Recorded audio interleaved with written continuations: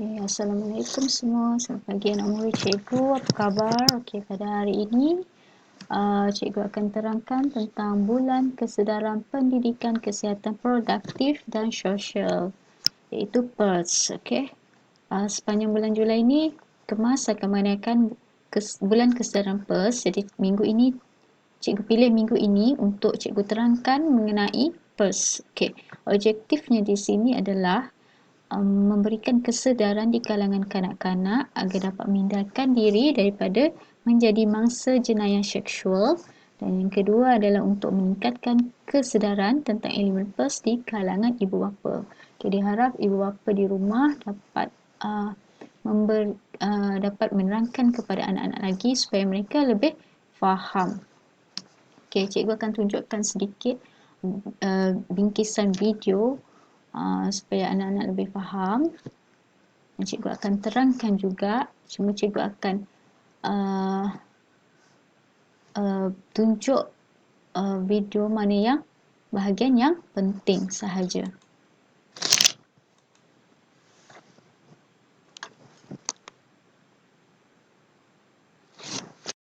Jom belajar bersama Cikgu Mas. Assalamualaikum anak-anak semua. Semoga hari ini anak-anak semua berada dalam keadaan sihat dan lebih ceria dari semalam. Hari ini cikgu nak berkongsi tentang sentuhan selamat dan tidak selamat. Okey, dalam video ni dia terangkan tentang sentuhan selamat dan tidak selamat. Okey, mari kita tengok apa sentuhan selamat dan tidak selamat. Sentuhan selamat, sentuhan tidak selamat dan sentuhan tidak selesa. Mesti seronok kan kalau main sorok-sorok dan kejar-kejar dengan kawan-kawan? Tapi macam mana pula kalau ada orang yang tak dikenali datang kacau kamu semua?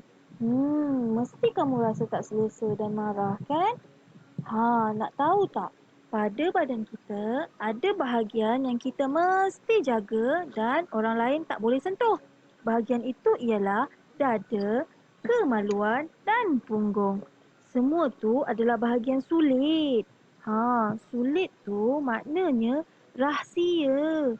Tiada siapa boleh lihat atau sentuh. Okey, ini adalah 3 bahagian sulit yang orang lain tidak boleh sentuh kita. Okey, bahagian dada, bahagian kemaluan dan juga bahagian Jadi, kalau ada punggung. orang Okey. Ada 3 kawasan, dada, kemaluan dan punggung kita.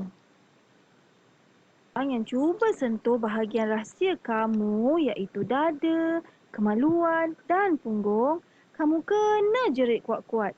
Jangan!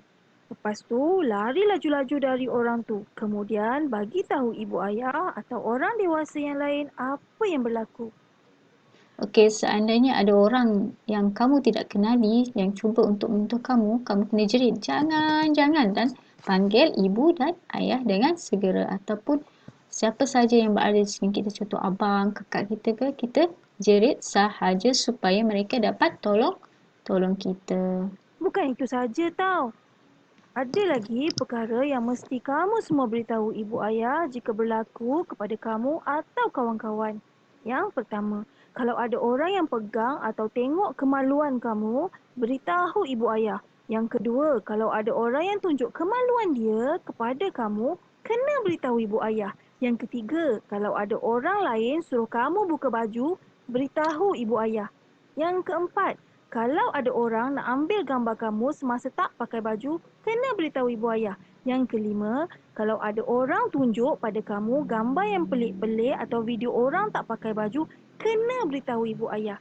Yang keenam, kalau ada orang cuba pegang badan atau cium mana-mana bahagian badan kamu, beritahu ibu ayah.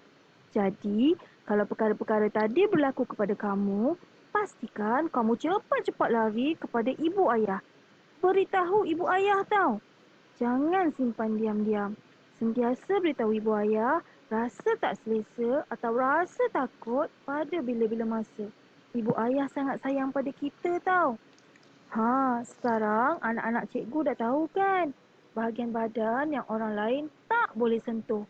Ingat, kalau ada orang yang cuba sentuh, jerit, lari dan beritahu ibu ayah. Okay, ingat, seandainya ada orang yang cuba nak sentuh kita, kita jerit, lari dan bagi tahu ibu dan ayah ataupun keluarga yang lain. Okey.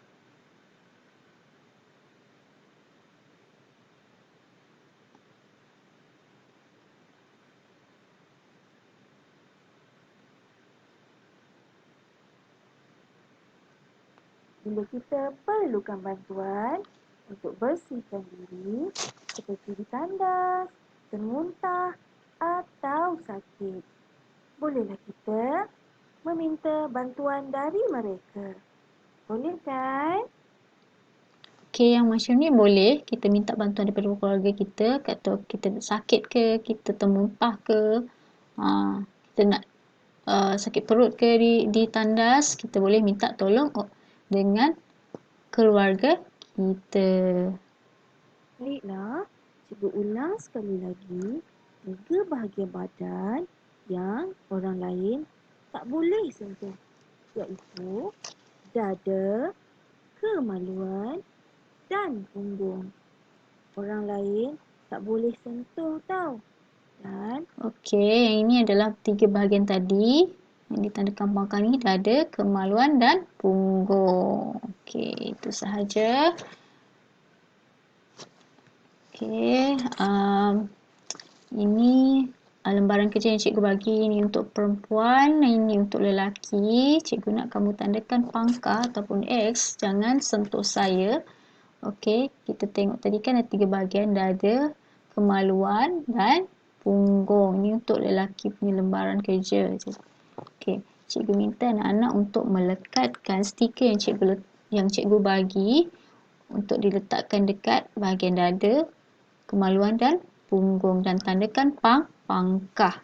Okey, begitu juga dengan bahagian lelaki ni. Okey.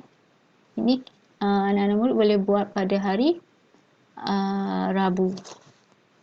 Okey, yang ni pula anak-anak murid boleh buat pada hari Khamis. Okey, tandakan bagi cara menjaga kebersihan anggota tubuh dengan betul dan warnakan. Okey, yang mana satu yang cara menjaga kebersihan yang ni kan, yang di tengah gosok gigi. Okey, anak murid kena tanda ni dan warnakan. Yang ni pula tengah potong kuku.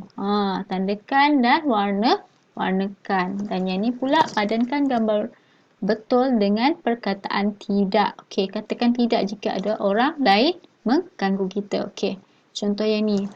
Okey, gambar pertama ni dia cuba sentuh. Dan yang ni dia cuba sentuh juga. Dan yang ni pun sama. Dan yang keempat. Okey, ada 4 gambar yang kamu perlu buat garisan seperti ini. Okey, itu sahaja. Dan diminta ibu bapa untuk membimbing anak-anak di rumah. Okey.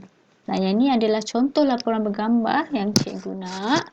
Okey, ini gambar anak-anak dan sertakan sekali lembaran kerja yang telah dibuat. Okey. Cikgu harap anak-anak dapat membuatnya di rumah dan menghantar laporan lembaran kerja ni kepada cikgu. Ini adalah contoh yang baik untuk dijadikan panduan untuk cikgu buat laporan. Okey. Sekian sahaja. Terima kasih. Assalamualaikum.